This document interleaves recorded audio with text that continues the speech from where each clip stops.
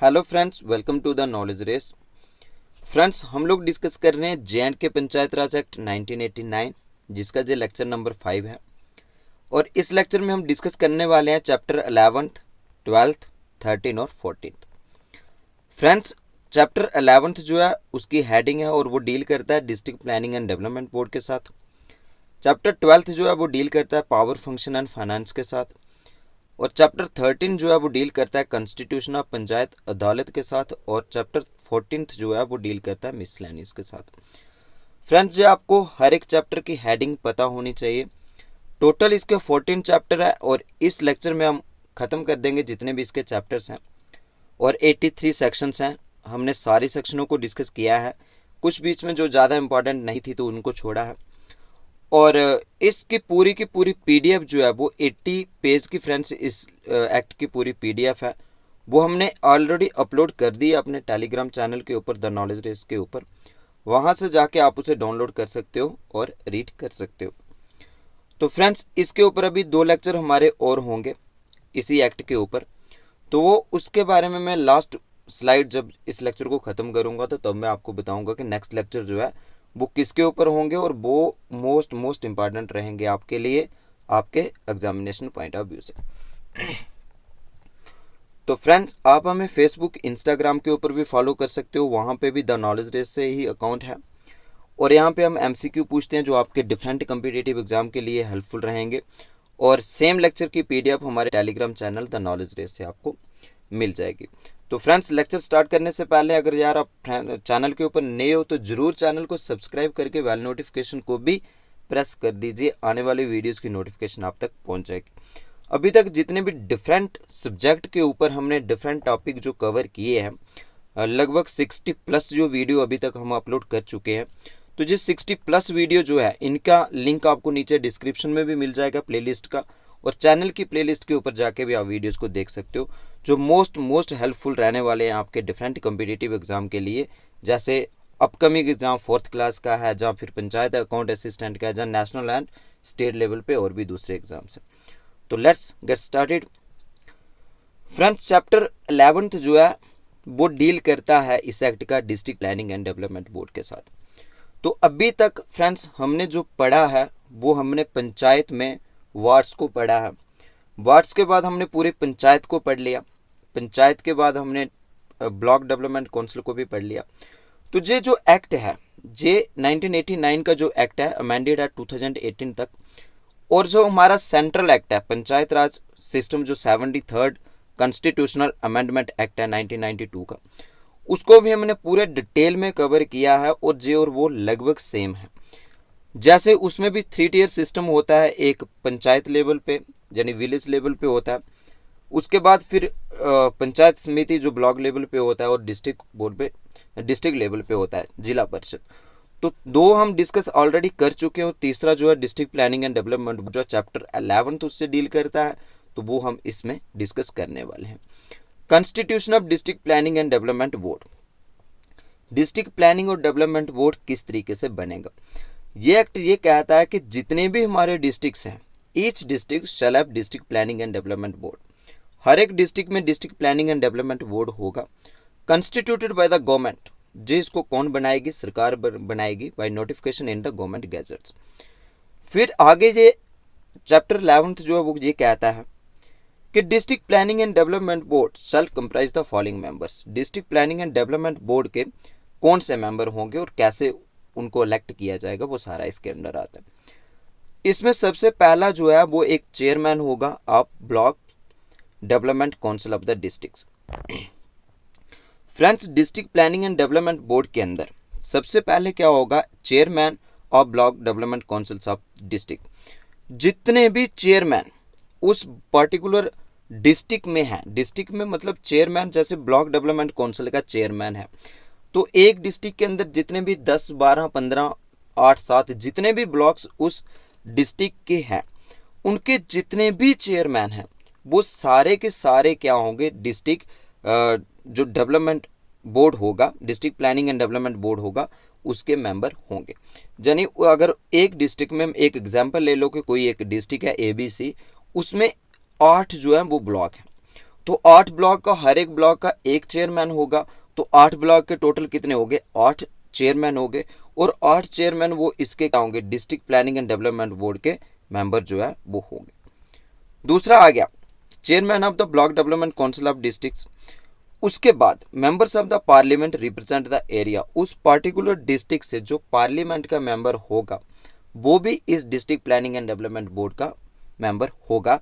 उस पर्टिकुलर, जैसे एक डिस्ट्रिक्ट है और उसमें एक कंस्टिट्यूंसी आती है, पार्लियामेंट कंस्टिट्यूंसी आती है, जहाँ पार्लियामेंट कंस्टिट्यूंसी एक डिस्ट्रिक्ट में नहीं, दो, जैसे हमारा यहाँ का देखें तो 2-3 डिस्ट्रिक्टों को मिला के एक पार्लियामेंट कंस्टिट्यूंसी जो हमारी बनती है, 2-3 या उससे भी ज़्यादा हैं, कुछ डिस्ट्रिक्ट ऐसे हैं जहाँ 4 या 5 डिस्ट्रिक्ट को मिला के एक पार्लियामेंट कंस्टिट्यूंसी बनती है, और वहाँ का जो हमारा एमपी होगा वो भी इसका मेंबर होगा। नेक्स्ट जो आता है वो आता है members of the state legislative assembly जो representing the area within the district. उस डिस्ट्रिक्ट से जो हमारे एमएलए होंगे, जो कंस्टिट्यूंसी उस डिस्ट्रिक्ट के अंदर आएंगी, और वहाँ से जो एमएलए होंगे वो भी इसके मेंबर होंगे।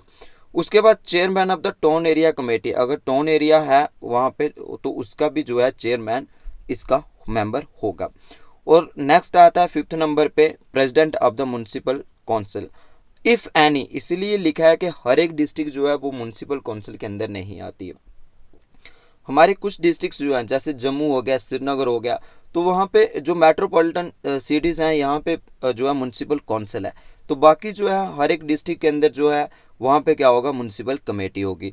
अगर वहाँ पे म्युनिसिपल काउंसिल है तो उसका जो प्रेसिडेंट होगा वो भी इसका क्या होगा, मेंबर होगा।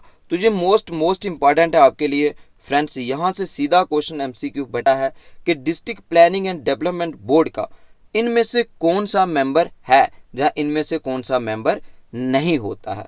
तो इस तरीके का एमसीक्यू जो है वो आपको पूछा जा सकता है। तो आपको ये सारे याद रखने हैं। इसके जो बोर्ड के जो मेंबर होते हैं वो ब्लॉक के जितने भी चेयरमैन वो भी होते हैं, पार्लियामेंट का मेंबर भी होता है, स्टेट लेजिस्लेटिव असेंबली का जो एमएलए उस एरिया से है वो भी होता है, और chairman of the town area committee भी होता है। अगर काउंसिल वहाँ पे है म्युनिसिपल तो वो भी इसका मेंबर होता है। नेक्स्ट हम देखते हैं कि chairman of the board shell be elected by the members of the district planning and development board.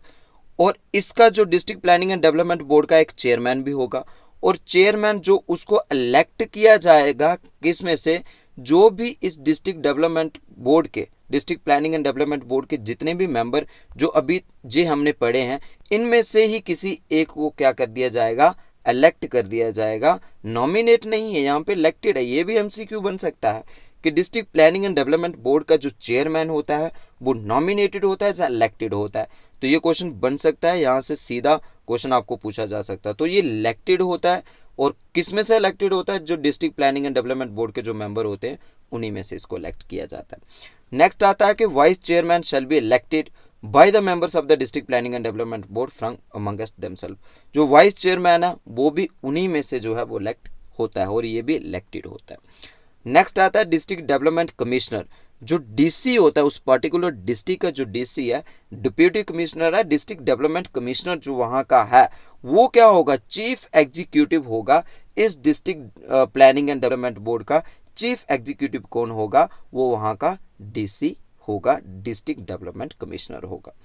ठीक है। तो नेक्स्ट जो है, नेक्स्ट चैप्टर हमारा आता है फ्रेंड्स चैप्टर 12। चैप्टर 12 जो है वो पावर फंक्शन एंड फाइनेंस की बात करता है। पावर फंक्शन एंड फाइनेंस किसके, district planning and development board के जो पावर और फंक्शन और फाइनेंस की बात करता है। तो यहाँ पे ये सीधा लिखा है कि district planning and development board shall exercise the and perform the following power and functions.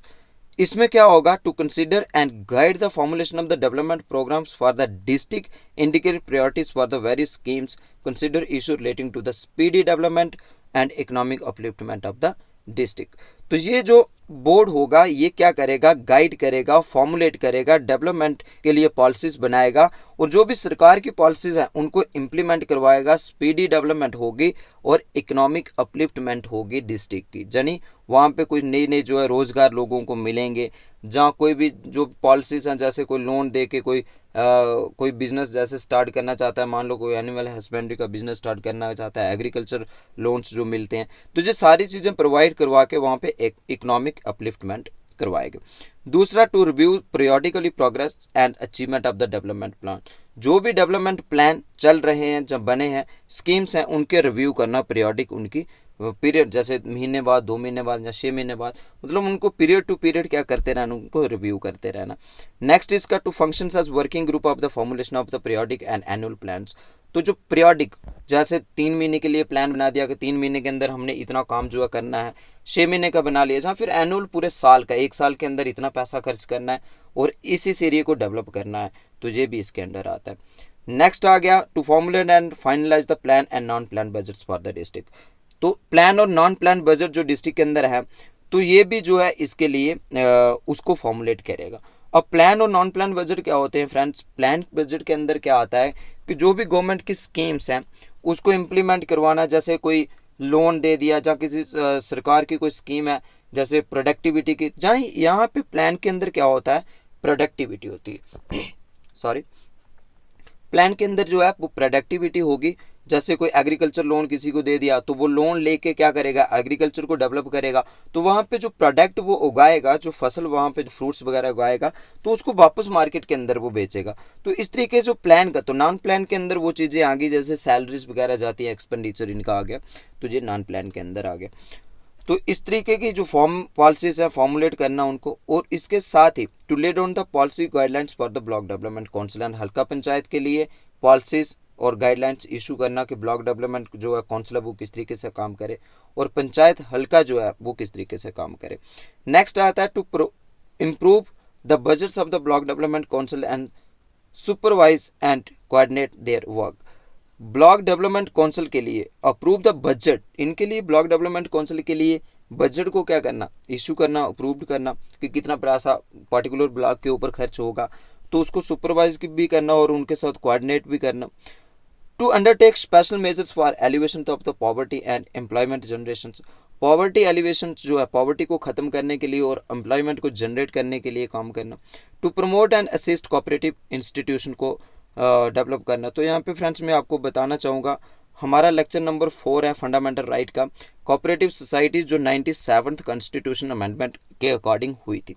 तो 97 टू 2011 में, तो ये क्वेश्चन ऑलरेडी पेपर में आ चुका है कि कोऑपरेटिव सोसाइटी फंडामेंटल राइट का पार्ट है कि नहीं है। आप सोचोगे कि मैं यहाँ पे क्यों बता रहा हूँ, पूरा कोऑपरेटिव सोसाइटी के ऊपर एक लेक्चर है, 6 से 7 मिनट का वो वीडियो है, लेक्चर नंबर 4 फंडामेंटल राइट का, आप उसको जरूर देखिएगा। वहाँ पे आपको कोऑपरेटिव सोसाइटी क्या होती हैं, कैसे बनती हैं, तो ये पूरा समझ आ जाएगा। और यहाँ पे कोऑपरेटिव सोसाइटी की बात करते हैं, और कोऑपरेटिव सोसाइटी हमारे फंडामेंटल राइट का भी पार्ट है। 2011 में 97th कॉन्स्टिट्यूशन अमेंडमेंट एक्ट हुआ था, उसके अकॉर्डिंग वो बना था। तो ये क्वेश्चन ऑलरेडी कम्पिटिटिव एग्जाम में आ चुका है। To perform such other functions and duties as may be assigned or entrusted to it by the government from time to time. और दूसरे जितने भी काम गवर्नमेंट के द्वारा टाइम टू टाइम इस पर्टिकुलर बॉडी को दिए जाएंगे, ये उनको भी करेगी। नेक्स्ट आएगा फाइनेंस। फाइनेंस जो है, all the funds provided by the government और any other agencies made for the development of the district will flow through the district planning and development board. जितने भी पैसा जो ब्लॉक्स को जाएगा और ब्लॉक्स के साथ साथ पंचायत को जाएगा, और पंचायत फिर अपने अंदर वो वार्ड्स को डिस्ट्रीब्यूट करेगी, तो वो जितना भी फंड ट्रांसफर होगा वो सारा का सारा जो है डिस्ट्रिक्ट के अंदर district planning and development board के द्वारा ही होगा। नेक्स्ट जो आएगा, district planning and development board shall set up the committee to handle the specialised job. अब जो district planning and development board जो है वो अपने अंदर डिफरेंट कमेटीज़ को बना सकती है, और ये डिफरेंट कमेटीज़ क्या करेंगे, अपने अलग अलग जो स्पेशलाइज्ड जॉब, जो भी इनको काम मिला है वो पर्टिकुलर काम को देख ले उसकी जो है वो करेंगी। The members of such committees the manner in which they shall constitute and perform their functions shall such as the district planning and development board may deemed fit. तो ये district planning and development board ही देखेगा कि किस तरीके की committee बनानी है, उनको क्या काम देना है, और ये पूरा का पूरा उसकी परफॉर्मेंस क्या होगी, उसका फंक्शंस क्या होगा, तो ये district planning and development board जो है वो खुद डिसाइड करेगा। और जिस सेक्शन जो कवर करती है इसको वो है 47 सेक्शन फाइनेंस से डील करती है। नेक्स्ट आता है हमारा चैप्टर नंबर 13। चैप्टर नंबर 13 जो है वो कॉन्स्टिट्यूशन ऑफ द पंचायत अदालत। यहाँ पे पंचायत अदालत भी होगी, और ये भी मोस्ट इंपॉर्टेंट है, यहाँ से भी क्वेश्चन जो है वो आ सकता है। हमने अभी तक पढ़ लिया है कि district planning and development board भी बना लिया, उसमें क्या क्या होता है वो भी सारा डिस्कस कर लिया। उसके पहले हमने पंचायत को भी डिस्कस कर लिया, ब्लॉक को भी डिस्कस कर लिया। तो हर एक पंचायत के अंदर क्या होगा, एक पंचायत अदालत होगी, जो डिस्प्यूट पंचायत के अंदर होंगे उसको वो सुलझाएगी। और ये डिस्ट्रिक्ट जो पंचायत अदालत जो पंचायत के अंदर बनेगी तो वो कौन सी सेक्शन को कवर करता है, सेक्शन 48 के अंदर। सेक्शन 48 के अंदर जो है वो कंपोजिशन ऑफ द पंचायत अदालत आता है कि पंचायत अदालत जो है वो किस तरीके से बनेगी। ये मोस्ट इंपॉर्टेंट है, यहाँ से डायरेक्टली क्वेश्चन जो है वो आ सकता है कि कंपोजिशन ऑफ द पंचायत अदालत जो है कौन सी सेक्शन के अंडर आती है और जहाँ फिर पंचायत अदालत जो है वो किस तरीके से बनेगी, तो उसको डिस्कस करते हैं हम। पंचायत अदालत जो होगा, जितनी भी हमारी हल्का पंचायत हैं उन सब में क्या होगा, एक पंचायत अदालत होगी। और ये पंचायत अदालत में कितने मेंबर होंगे, वहाँ पे 5 मेंबर होंगे। ये मोस्ट इंपॉर्टेंट है, सीधा क्वेश्चन पूछा जा सकता है कि पंचायत अदालत के कितने मेंबर होंगे, और पंचायत अदालत जो है उसमें 5 मेंबर होंगे। और ये 5 मेंबर जो है वो कहाँ से होंगे, shall be nominated by the prescribed authority. J elected नहीं होंगे, जे सीधा क्या होंगे, नॉमिनेटेड होंगे। इनको नॉमिनेट किया जाएगा, और नॉमिनेट किस में से किया जाएगा ये भी क्वेश्चन बन सकता है। और ये जो नॉमिनेट किए जाएंगे, ये जो पैनल बनाया होगा, पूरा का पूरा पैनल जो प्रिपेयर किया होगा और रिकमेंड किया होगा बाय द पंचायत हल्का पंचायत के द्वारा आउट ऑफ द इलेक्टोरेट। उस पार्टिकुलर पंचायत के जो इलेक्टोरेट हैं, जो वहाँ के वोटर हैं, जो पंचायत मजलिस का भी हिस्सा होंगे। यानी पंचायत मजलिस के अंदर हमने यही पढ़ा था कि जितने भी वो इलेक्टोरेट होंगे वो सारे के सारे पंचायत मजलिस का हिस्सा होंगे। उन इलेक्टोरेट में से पंचायत क्या करेगी, हल्का पंचायत एक पैनल को बनाएगी, कुछ लोगों को लेगी और उन लोगों के नाम जो है वो रिकमेंड करेगी आगे प्रिस्क्राइब्ड अथॉरिटी, जो उनके ऊपर एजेंसी होगी, उनको रिकमेंड करेगी। और वो जो एजेंसी है वो क्या करेगी, इनमें से 5 मेंबरों को क्या करेगी, नॉमिनेट करेगी पंचायत अदालत के लिए। ठीक है। अब जे नेक्स्ट ये कहते हैं कि provided that no person shall be so recommended unless. यहाँ पे पंचायत अदालत जो है वो इन लोगों को रिकमेंड नहीं कर सकती है जिनके पास क्या नहीं हो। देखो, अगर वो पढ़े लिखे नहीं होंगे, यानी वो पढ़ा लिखा होना चाहिए। दूसरा, he attain the age of 30 year, उसकी उम्र कितनी होनी चाहिए, 30 ईयर होनी चाहिए। उसके बाद ही इज नॉट ए सरपंच, नायब सरपंच और पंच, ना वो सरपंच, ना वो नायब सरपंच और ना वो पंच होना चाहिए। He is not under the employ of the government और एनी लोकल बॉडी और कॉरपोरेशन, वो किसी में भी एम्प्लॉय नहीं होना चाहिए, यानी उसके वो जॉब करने वाला नहीं होना चाहिए। The term of the member of panchayat adalat shall be 5 years. ये क्वेश्चन यहाँ से सीधा पूछा जा सकता है कि वो कितने साल के लिए पंचायत अदालत बनती है, तो वो बनेगी 5 साल के लिए। और कौन से मेंबरों को जो है रिकमेंड नहीं कर सकती है पंचायत हल्का, तो यहाँ इनमें से जो है आपको ऑप्शन में दे दिए जाएंगे, तो ये आपको पता होना चाहिए। नेक्स्ट आता है कि 3 members of the panchayat adalat shall have the quorum. Most important है, सीधा क्वेश्चन यहाँ से बन सकता है।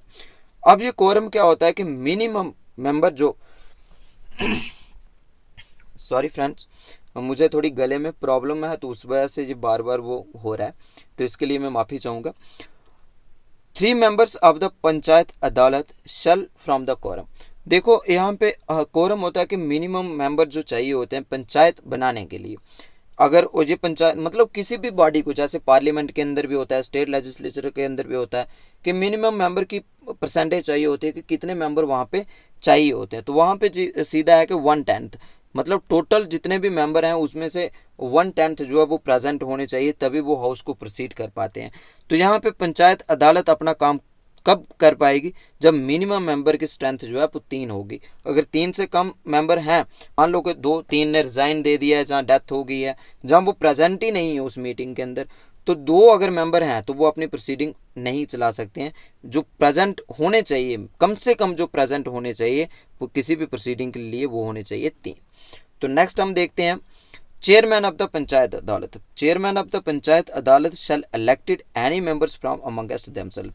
इनमें से कोई भी मेंबर जो 5 मेंबर जो हैं जो सरकार ने नॉमिनेट किए होंगे पंचायत अदालत के लिए, उन्हीं में से किसी एक को क्या कर दिया जाएगा, इलेक्ट कर दिया जाएगा।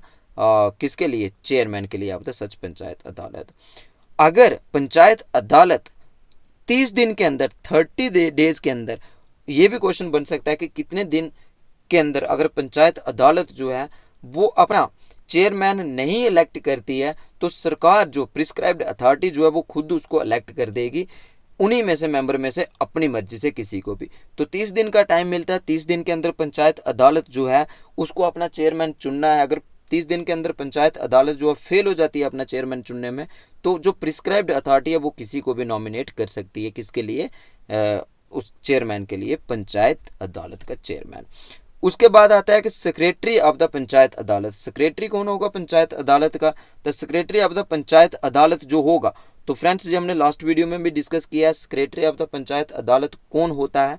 वो होता है जो VLW, वहाँ पे विलेज लेवल वर्कर जो है वो ही सेक्रेटरी होगा पंचायत का, हल्का पंचायत का। और जो हल्का पंचायत का सेक्रेटरी होगा वो क्या करेगा? वो shall has act as judicial clerk जो है वो इसका जुडिशियल क्लर्क होगा पंचायत अदालत का। जो भी प्रोसीडिंग होगी उसकी रिकॉर्डिंग के लिए, उसका रिकॉर्ड रखने के लिए, वो सारा का सारा डेटा किसके पास अवेलेबल होगा? सेक्रेटरी के पास। और सेक्रेटरी कौन होता है पंचायत हल्का पंचायत का? ये क्वेश्चन पूछा जा सकता है आपको। तो पंचायत हल्का जो है उसका सेक्रेटरी होता है जो विलेज लेवल वर्कर वहाँ पे है, VLW है, जहाँ फिर ग्राम सेवक वहाँ पे है, तो वो इसका होता है।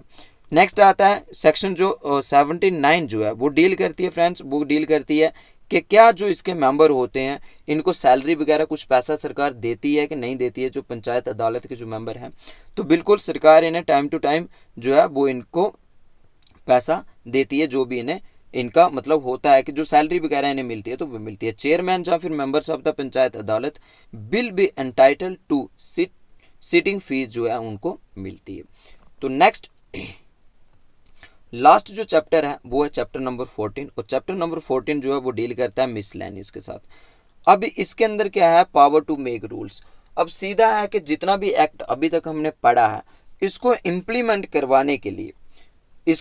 करवाने के लिए अगर सरकार को कुछ रूल्स एंड रेगुलेशन बनाने पड़ते हैं तो वो सरकार बना सकती है। अब जैसे कुछ एग्जांपल्स लेते हैं हम, ये है कि अगर मान लो जैसे ये है इलेक्शन पंचायत हल्का की करवानी है, chairperson of the block development council की करवानी है, तो वहाँ पे सरकार को जो सपोर्टिंग स्टाफ चाहिए होता है, सिक्योरिटी पर्सनल चाहिए होते हैं, तो उनके लिए रूल्स एंड रेगुलेशन मतलब किस तरीके से इलेक्शन करवानी है तो वो इस तरीके के रूल्स एंड रेगुलेशन वो बना सकती है। जहाँ फिर for exercise of civil criminal proceeding imposition of the penalties by the panchayat adalat, तो ये पूरा जो है सरकार इसके लिए बना सकती है। जैसे द गवर्नमेंट में by make rules for carrying out the purpose of this act in particular and without prejudice generality of the for going powers such rules में प्रोवाइडेड, तो ये इस एक्ट के अंदर आएगा। नेक्स्ट जो है 81 सेक्शन जो है वो डील करती है power to make by law. अब ये पंचायत के पास है, पहला तो आ गया कि पूरा गवर्नमेंट के पास है जो हमने डिस्कस किया। नेक्स्ट जो है 81 सेक्शन जो है वो डील करती है किसके साथ? पंचायत हल्का के साथ। पंचायत हल्का को जितना भी ये एक्ट है इसको इम्प्लीमेंट करवाने के लिए अगर कुछ रूल्स एंड रेगुलेशन बनाने हैं, किसी को ड्यूटीज या कुछ देना है, तो वो क्या करेगी? वो इसको कर सकती है। उसके लिए रूल्स एंड रेगुलेशन कैसे वो इम्प्लीमेंट होगा, क्या करना है क्या नहीं करना है, तो वो पंचायत हल्का के पास पावर है। बट पंचायत हल्का को क्या करना पड़ेगा? वो पूरा अप्रूवल जो है प्रिस्क्राइब्ड अथॉरिटी से लेना पड़ेगा। Any such by law shall made with the approval of the prescribed authority, और जो प्रिस्क्राइब्ड अथॉरिटी से उसे जो है परमिशन लेनी पड़ेगी। नेक्स्ट आता है डिस्प्यूट्स एज टू प्रॉपर्टीज, और ये अगर इसका प्रॉपर्टीज के रिलेटेड कोई डिस्प्यूट हो तो उसको कौन सुलझाएगा? अगर ओनरशिप ऑफ द प्रॉपर्टी कोई भी है तो if any dispute rise as to the ownership of the property or vesting of any right arising between the panchayat Halqa, अगर पंचायत हल्का के बीच कोई प्रॉपर्टी को लेके कोई डिस्प्यूट हो जाए तो उसकी अथॉरिटी जो है वो किसके पास है? गवर्नमेंट के पास है। वो गवर्नमेंट जो है वो उसे खुद डिसाइड करेगी कि ये जो डिस्प्यूट है जो सही है गलत है, उसका जो भी सही है तो वो जो है गवर्नमेंट डिसीजन लेगी, और गवर्नमेंट का डिसीजन जो है वो फाइनल होगा, और जो बाइंडिंग भी होगा किसके ऊपर? पंचायत हल्का के ऊपर। ऐसा नहीं है कि वो मतलब पंचायत हल्का उसको माने या ना माने, पंचायत हल्का को वो जो गवर्नमेंट का डिसीजन होगा डिस्प्यूट को सुनने के बाद, देखने के बाद, वो पंचायत को मानना ही पड़ेगा, चाहे वो प्रॉपर्टी उनके हाथ से जाती है चाहे वो प्रॉपर्टी उनको मिलती है। जो भी डिसीजन सरकार का होगा वो पंचायत को मानना पड़ेगा। नेक्स्ट आता है कि लास्ट इसके सेक्शन 83 सेक्शन इसकी टोटल है इस एक्ट की, और जो लास्ट सेक्शन है रिपील एंड सेविंग, तो इसने क्या किया है? जम्मू एंड कश्मीर जो विलेज पंचायत एक्ट 1958 का था, हेयर बाय रिपील्ड। जो जम्मू एंड कश्मीर पंचायत राज एक्ट 1989 का जो एक्ट है इसने खत्म किया है किसको? 1958 का जो जम्मू एंड कश्मीर का विलेज पंचायत एक्ट था उसको ख़त्म करके नया एक्ट जो है वो आया है, सेक्शन 83 कवर करती है। तो फ्रेंड्स ये पूरा एक्ट हमने सेक्शन टू सेक्शन डिस्कस किया है। कुछ सेक्शन बीच में छोड़ी हैं जो इतनी इंपॉर्टेंट नहीं लगती थी, तो बाकी हमने डिटेल में इसको डिस्कस किया है। तो इसकी पीडीएफ जो है वो हमारे टेलीग्राम चैनल के ऊपर हमने ऑलरेडी अपलोड कर दिया, वहाँ से डाउनलोड कर सकते हो। 80 पेज की वो पूरी पीडीएफ है, तो आप उसको word to word, sentence to sentence या फिर सेक्शन टू सेक्शन जो आप उसको डिटेल में पढ़ सकते हो। उसके बाद कोई भी अगर आपकी क्यूरीज हो तो आप हमें कमेंट सेक्शन में ज़रूर पूछ सकते हो। तो ये पूरा एक्ट हमने डिस्कस कर लिया है। अब लास्ट में यह है कि इस एक्ट के फ्रेंड्स अभी 2 लेक्चर और बनेंगे। एक तो आएगा कि ये एक्ट हमने सेक्शन टू सेक्शन भी कवर कर दिया और चैप्टर टू चैप्टर भी कर दिया। इस एक्ट के शेड्यूल्स जो है वो 6 शेड्यूल है। अब 6 शेड्यूल में से भी क्वेश्चन आपको आ सकता है, तो लास्ट जो नेक्स्ट लेक्चर होगा वो 6 शेड्यूल के ऊपर होगा। वो पढ़ने के बाद हम इसके ऊपर फाइनल जो लेक्चर लेंगे वो लेंगे एमसीक्यू, मोस्ट एक्सपेक्टेड एमसीक्यू जो है पंचायत राज एक्ट 1989 के ऊपर हम फाइनल में जो है वो डिस्कस करेंगे। अगर आप जो चाहते हो कि एमसीक्यू को भी हम डिस्कस करें, उसका भी लेक्चर लेके आएँ, तो आप कमेंट में ज़रूर बताइएगा। अगर लेसन आपको अच्छा लगा है तो कमेंट सेक्शन में ज़रूर बताइएगा, और लाइक और सब्सक्राइब भी चैनल को ज़रूर कीजिएगा। वीडियो को लाइक करके अपने फ्रेंड्स के साथ भी शेयर ज़रूर कीजिएगा। Thank you.